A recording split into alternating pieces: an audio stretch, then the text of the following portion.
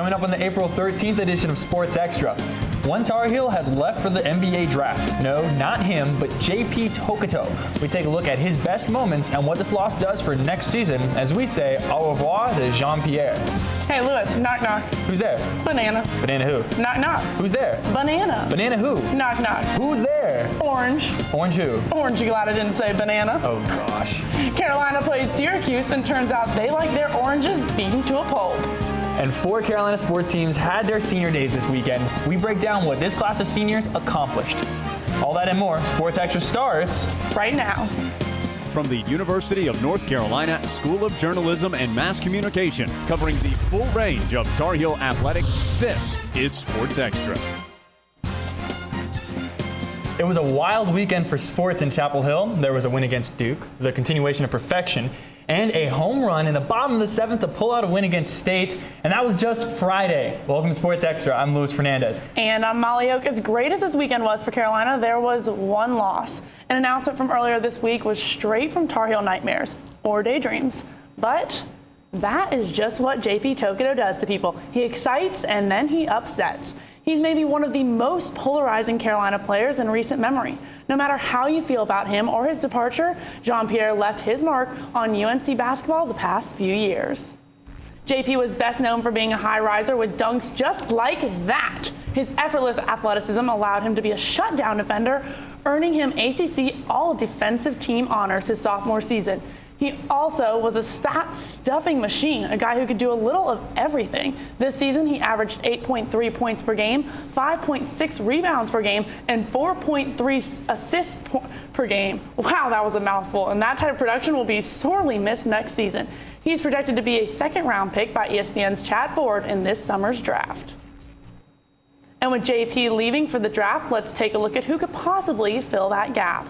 Next year, Carolina will have a healthy Theo Pinson, who played 12.5 minutes per game this year and averaged 2.8 points. They're looking for a lot more from him next season. And in addition to Theo, UNC has offered a scholarship to Brandon Ingram, the number 12 recruit in the class of 2015. Ingram is a McDonald's All-American and says UNC is one of his favorite schools. He said he wants to make an immediate impact on a team. Well, there's a 6'6", 200-pound hole to fill. No way JP's only 200 pounds. Since Tokoto will no longer put on a Tar Heel uniform, we take a look back at the top 5 dunks of one of the most athletic players in UNC history.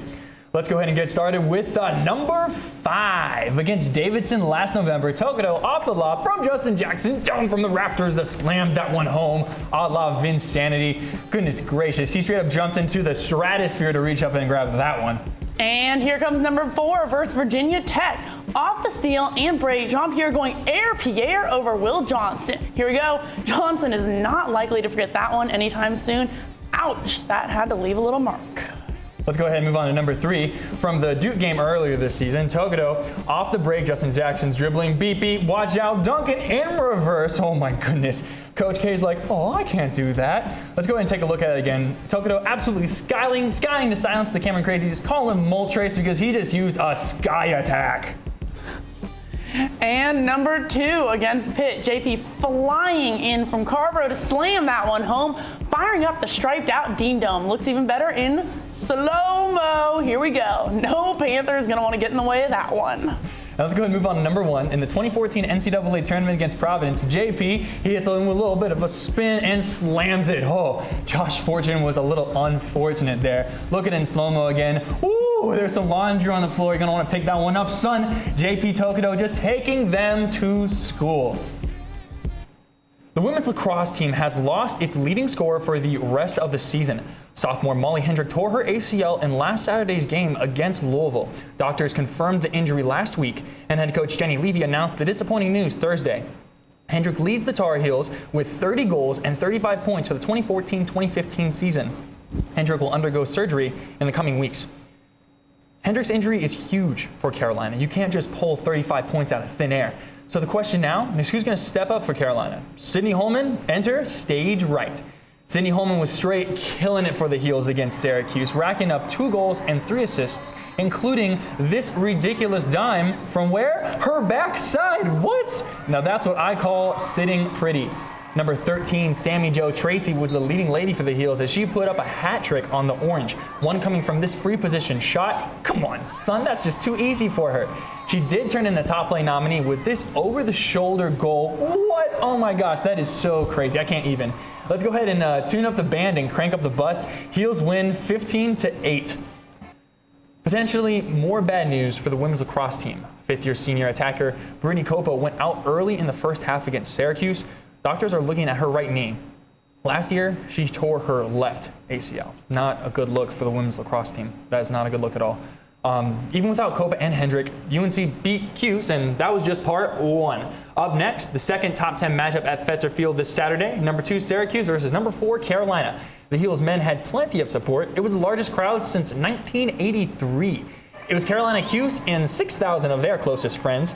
That's a lot of people. Senior Chad Tutton started off the game like a boss, helping extend the Tar Heel lead to 5-0 early on, and with that goal, and the crowd's loving it. The Canadian then ripped this screaming shot from the right alley. Bam! The dude ended up with a hat trick. This goal from senior Joey Sankey marked his 214th career point, making him the all-time leading scorer in UNC history. Congrats to him. After a late Syracuse rally, final score, Carolina 17, Syracuse 15. The Heels play number 1 Notre Dame in South Bend Saturday at 4. One of the criticisms of major college football is that once their competitive days are over, the players' institutions just forget about them. Susanna Black is live at Kenan Stadium to tell us that's not always the case. That's right, Molly. After falling on hard times, one UNC football player is back in Chapel Hill, and it's his brothers in blue that are taking care of him. Tate Frazier has more. This textbook pitch and catch between Oscar Davenport and Octavius Barnes propelled the 1997 UNC football team to a Gator Bowl win. The man making a major block on that play, starting senior tackle Ryan Hoffman. According to a story in the New York Times, until recently, Hoffman was homeless and jobless. This revelation spurred one former Tar Heel player and current staff member Ron Brewer to reach out to his brother in blue. The first thing I did was I called David Thornton. And David Thornton is a former player here, and then David Thornton called Jeff Saturday. And so it just started to roll from there. According to offensive tackle Landon Turner, that bond between players in the Tar Heel program starts from day one. I was assigned a mentor. Guys like Jonathan Cooper and Cam Holland both looked after me and kind of showed me what I need to do within the football program. And it's not just on the field that matters. The people at the student development office, like Cricket Lane, are really good about making sure that the young guys get taught something. Cricket Lane has a soft spot for the big boys up front. I love the O-line. I tell all our football guys, love the O-line. They just go out, they do their job, and they don't need the fanfare. The effort now is to keep tabs on Tar Heel players long after the tackles and touchdowns. I know for us, we're in the process of working on a big database with everybody. Brewer also feels a responsibility to welcome back former players to the program. My emphasis has been letting those guys know, hey, you're welcome here at North Carolina. In Chapel Hill, I'm Tate Frazier reporting. Despite all the problems the university has faced since the academic scandal, reaching out to Ryan Hoffman in this way is a sure sign the Carolina way is still alive. There's still 143 days till UNC kicks off its football season against South Carolina. Not that we're counting or anything, but with that being said, the UNC football team went to Charlotte on Saturday to give fans a peek at what they can expect from next year's team. The team performed situational drills and 7-on-7s for a packed house at Rocky River High School. Starting quarterback Marquise Williams sat out the drills due to a hip injury, and the team showed off some of its new 4-3 defense under coach Gene Chizik. Senior Jeff Schottmer had a few nice tackles, and freshman Tyson Williams contributed a touchdown. The scrimmage was the final spring practice of the season for North Carolina.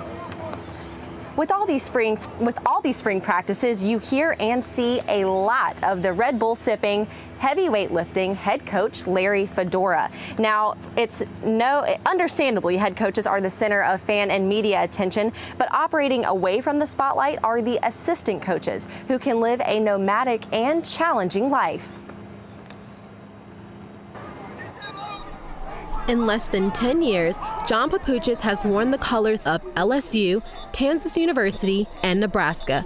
He's now 2 months into wearing Carolina blue, and the work has just begun. This time of year, we're in spring ball, so we'll practice Tuesday, Thursdays, and Saturdays. One of the fun sides of the job is living in college towns such as Lincoln, Lawrence, Baton Rouge, and now Chapel Hill. The energy that a college town has, I mean, that's always kind of been what I've been drawn to. And let's not forget about the recruiting visits, meeting multiple families, sometimes all in one day. I've had 2 or 3 visits in a night, and each family prepares a dinner, and you gotta try to find a way to eat at everybody's house. But what you can't find listed in the job description of an assistant coach, telling your 4 kids they have to move. Papucha's eldest found out in a different way. She actually saw it on TV, and she didn't, because we didn't know that they were going to break into whatever TV show she was watching and go live to a press conference. It's not a glamorous job, but assistant coaches will tell you they take these jobs because they love what they're doing. It can't just be about the games. It has to be about the people, the connections, the relationships that they make along the way. Coach Papucha says he still keeps in contact with athletes he's met as much as 10 years ago. In Chapel Hill, I'm Kendra Douglas reporting. Papucha said what he's looking forward to most about being in North Carolina is getting away from the cold and wind of Nebraska. Molly? So who's going to be the one to tell him it gets pretty chilly here in November? That's Susanna Black live at Keenan Stadium. Thanks, Susanna. And it's pretty nice in the spring, though, Lewis, and those warm days and baseball go hand in hand. We'll throw in some late game heroics against the Wolfpack, and you have the perfect recipe for a statement when Sports Xtra returns.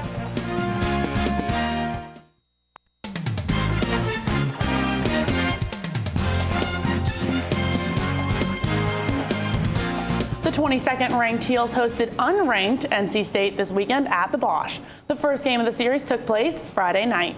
The Diamond Heels were set to play behind their starting pitcher, Zach Gallen. The sophomore pitched his first complete game with 5 strikeouts and just 1 walk. Sky Bolt gave Gallen the win with this solo shot in the 7th inning, the go-ahead run that would be the difference in the game. Final score, Carolina 2, NC State 1. And after a thrilling extra inning win on Saturday, the Heels dropped the final game of the series on Sunday. Joe Dudek was impressive, going 3 for 5 and knocking in this run. Here he comes, and with the slide. The Heels were out in full, or the fans were out in full support for the Heels, but it just wouldn't be enough. NC State took the lead in the 5th inning and didn't look back. Heels fall 6-3, but take the series 2-1. There are some hugely successful coaches on this campus, and that other one up on the road. Let's go live to Kelly Glendenning. Kelly Glendenning in the studio for a report about one of them. Kelly? Thanks, Lewis. Duke basketball head coach Mike Krzyzewski hit 1,000 wins this season, but UNC softball head coach Donna Papa passed that mark way back in 2011. Softball head coach Donna Papa has earned her spot on the list of legendary Tar Heel coaches. Coach Papa took over the softball program in 1989 and has led the team to 11 out of the past 14 NCAA tournaments. In 2012, Coach Papa was inducted into the National Fast Pitch Coaches Association Hall of Fame. I'm very proud of it, and it's very humbling to know that I'm in the Hall of Fame with so many great coaches and people, and so that makes it really, really special. Papa's coaching goes beyond the game of softball, with several players making the academic All-ACC list regularly. She instills life lessons into her players, making them not only better athletes, but better people. Everything that she wants you to succeed academically as well as athletically, which is something important that means like a lot to me, more than softball. Papa has coached the team for nearly 30 years and has an overall record that makes her one of the top 20 winningest coaches in NCAA history. However, she says it's her players' successes that she prefers to emphasize. I'm not big in the accolades for me. I'm more happy and excited for the players and, what they achieve, in the classroom, on the field, in life. Only 11 NCAA coaches have achieved more than 1,000 wins, so Donna Papa is in very elite company. Papa and the Heels added to that total this weekend at the expense of the Georgia Tech Yellow Jackets. Senior Day had the team ready to crank out some runs in the first game. Boom! Senior Amber Parrish crushed that 3-run shot. The Tar Heels eventually reached the mercy rule. because in a few innings later, senior Jordan Scarborough belted this grand slam right at the camera. Look out. Game 2 is a little different. The pitchers dual produced only 1 run in the whole game off a bases loaded walk. Game 3 was also a win for Carolina. The Heels have swept 4 ACC opponents so far this season.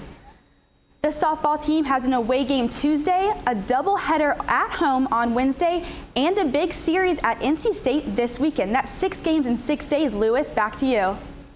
Yikes, Kelly, that's a lot of games. They better go ahead and make sure they eat up, grab their protein. Kelly Glendenning live at live at studio, excuse me. Thanks, Kelly. Now, men and women both play basketball, soccer, and tennis, but what about baseball? Our Kayla Gibson has the story behind why men play hardball while women play softball. UNC softball player Lauren Walker has been playing softball all her life. I really liked the team atmosphere of it. Also, just being able to practice and play with my brother growing up was just like a really fun experience. But why is it that after T-ball, Walker went on to play softball while her brother played baseball? Turns out it hasn't always been the case that softball is for women and baseball is for men. Baseball brings out the All-American Sports girl. history professor Matt Andrews says women have played baseball since its creation in the early 1800s. Women even had a professional baseball league in the early 1900s. This is a very dynamic, competitive baseball league that was only supposed to go through World War II, and then it actually continued to exist all the way through the 1950s. But ever since baseball gained popularity in the mid-19th century, the sport has been associated with men. The crux of the issue is that baseball has always been seen as the quintessential masculine activity. Baseball is America's sport. Men and boys are supposed to play sports. And women succeeding in baseball was seen as a threat. When Jackie Mitchell, for example, strikes out Babe Ruth and Lou Gehrig, there's talk of her signing a minor league contract, but the commissioner of Major League Baseball, a guy named Judge Landis, he puts a stop to it right away. He voids her contract and he says women are not going to play baseball under my watch. After the Women's Professional Baseball League disappeared in the mid-20th century, many women turned to softball, which was seen as more socially acceptable. What happens is that this game, which is smaller and a little bit slower, just seems to fit the stereotypes and the assumptions that people have about female bodies. And in the time since, softball has become accepted as a women's sport, while baseball is for men. But if anyone asked Walker if softball is any less competitive or athletic than baseball? I think just because, we're playing a different sport doesn't mean we have any less fire or any less drive. With 31 wins this season and plenty more games to go, the UNC softball team is proving women have just as much fire as the men. In Chapel Hill, I'm Kayla Gibson, reporting. Although men stick to baseball and women stick to softball, Title IX rules say if members of either gender wanted to play baseball or softball and were qualified, they would be allowed to play. Duke men's basketball may have won its bracket. But could they keep up with Carolina in the sport with rackets? Find out when we come back.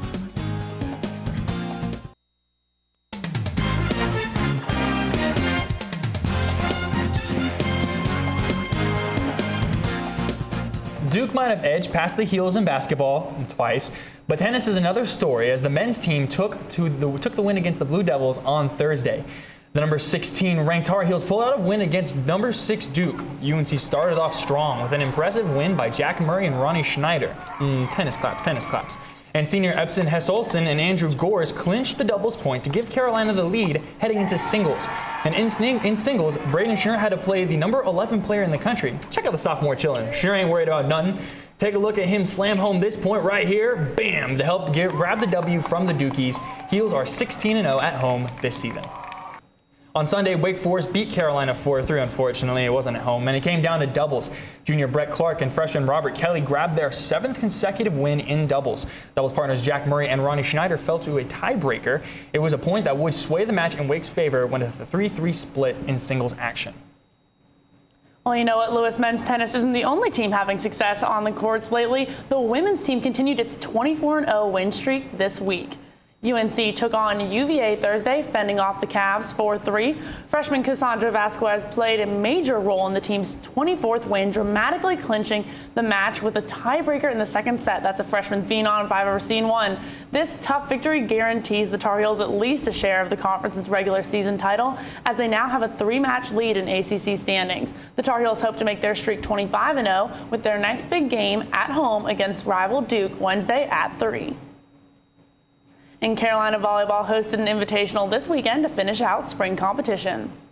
The Heels dominated from match 1 and defeated NC State by double digits in 3 straight sets, including right here, powerful spike in the second match. Elon proved to be no competition for Carolina. UNC used power and finesse, like little moves coming up right here from the setter, to point blank the Phoenix in 2 sets. UNC powered through Duke in their last match of the day, sweeping all 3 contests. The Heels finished the spring season 9-1. Who better to lead the first ever UNC Walk for Health than Bob Gersten, who is, get this, 94. He's the oldest Carolina player who's currently living. And Seth Pyle has the report. The last time Mr. Gersten was walking at UNC, FDR was president, and it was to go play games in Woolen Gym, not the Dean Dome, as a basketball player in 1942. Now he is walking at UNC again, and all it took was a conversation with his friend, William Thorpe. He knew that I've been active all my life, and I can't stand when people do nothing. He says, well, maybe we'll have some kind of a walk. And I said, great.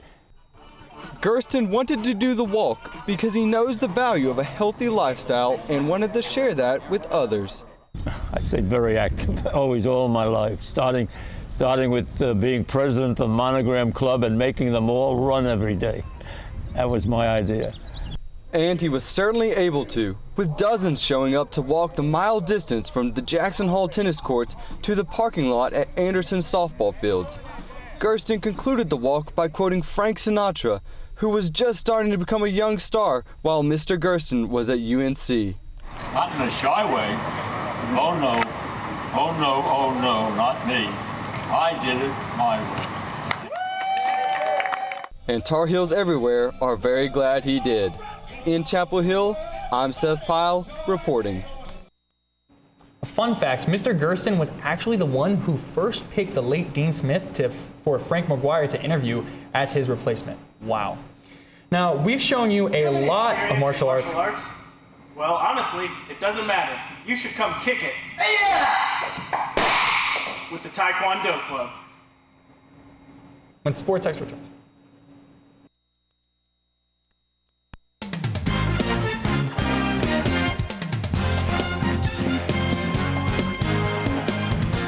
Most of UNC's spring sports have finished up their seasons, and that includes club teams like Quidditch. So just how did the young team wrap up?